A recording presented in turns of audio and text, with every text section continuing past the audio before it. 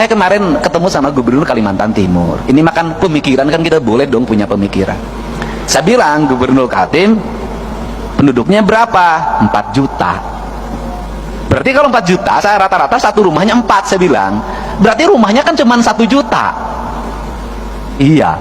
Loh, kalau penduduk Kaltim 1 juta, rumahnya cuma 1 juta, kan sebenarnya bagi Kaltim ngasih 5 juta per rumah bisa. Karena 1 juta kali 5 juta 5 triliun, Pak. Artinya masyarakat Kaltim untuk sejahtera itu sangat bisa. Beda dengan Jabar. Untuk Papua lebih bisa lagi. Untuk daerah yang memiliki pendapatan daerahnya tinggi dan hasil alamnya besar, sebenarnya sangat ini mungkin terjadi. Nah, apa sih yang terjadi hari ini adalah pola pengelolaan keuangan yang tersentral. Nah, problemnya di mana? Ini saya ngomong Jakarta. Jakarta ini, Pak, penduduknya di bawah 10 juta. APBD-nya 90 triliun. Kalau di Jakarta itu dari 10 juta ada 2 juta kepala keluarga, itu orang Jakarta bisa digaji per kepala keluarga 10 juta. Kenapa? Karena 10 juta dikali 2 juta hanya 20 triliun. Kalau saya gubernurnya bagi. Beda kalau Jabar 50 juta.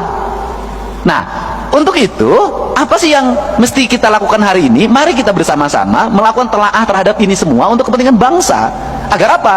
Agar ke depan bangsa kita terus mengalami peningkatan sumber daya manusia. Artinya bahwa sumber daya pendidikannya meningkat, sumber daya ekonominya meningkat, kesejahteraan meningkat. Maka saya selalu berfokus pada keadilan fiskal. Keadilan fiskal saya selalu berfokus pada ketika jadi pemimpin, itu saya selalu punya angan-angan dan punya harapan. Bagaimana punya angan harapan itu adalah pembangunan harus diselesaikan dalam waktu cepat. Setelah itu berarah pada investasi.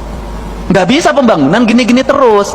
Yang tahun ini menjadi proyek tahun ini, yang tahun ini menjadi proyek tahun ini, yang tahun ini menjadi proyek tahun ini. 5 tahun proyek birokrasi itu juga, negara nggak akan maju sampai kapanpun.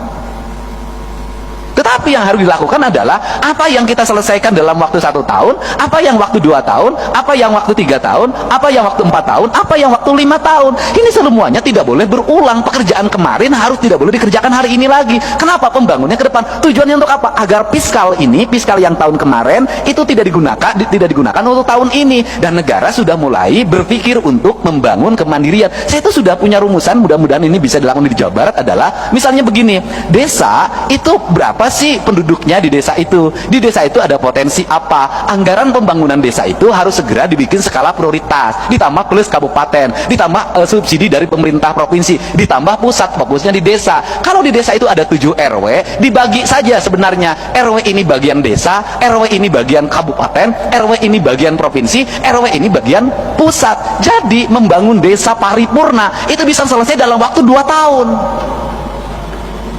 Tahun ketiganya itu anggaran sudah mulai diarahkan bukan untuk itu lagi, untuk kesejahteraan publiknya, jaminan kesehatannya, jaminan pendidikannya, jaminan hari tuanya. Tahun berikutnya harus lagi mengarah pada investasi, di mana uang itu tidak digunakan lagi untuk pembangunan infrastruktur lagi karena udah selesai, digunakan untuk investasi. Investasinya dikelola oleh perbankan daerah, di mana uangnya berputar, dipinjamkan pada lingkungan daerahnya, dan untungnya diperoleh lagi. Ini kan model koperasi zaman dulu sebenarnya, cuman dikelola secara modern. Nah, kemudian uang itu berputar, maka dalam jangka panjang daerah tersebut akan memiliki kecukupan fiskal. Kemudian pembangunannya selesai. Terjadi pada negara mana? Pada Tiongkok.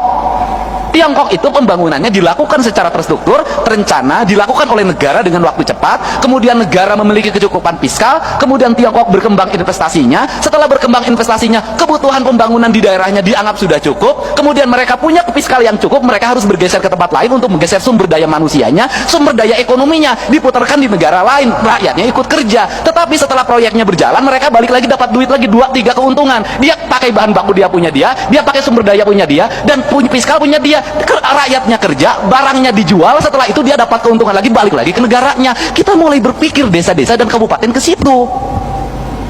Dan ini harus kembali bahan diskusi. Kenapa? Karena kita punya tugas. Kita ini hari ini adalah pahlawan untuk anak cucu kita ke depan. Tinggal pertanyaannya adalah, apakah anak cucu kita ke depan akan menganggap kita pahlawan atau pengkhianat?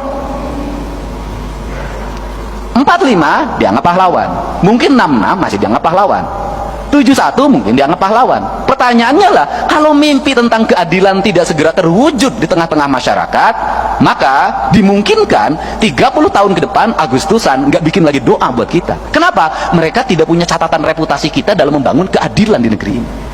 Nah, inilah kerangka pikir dan kerangka pijak yang harus dibangun oleh kita secara bersama-sama, tanpa kita membicarakan berasal dari partai mana.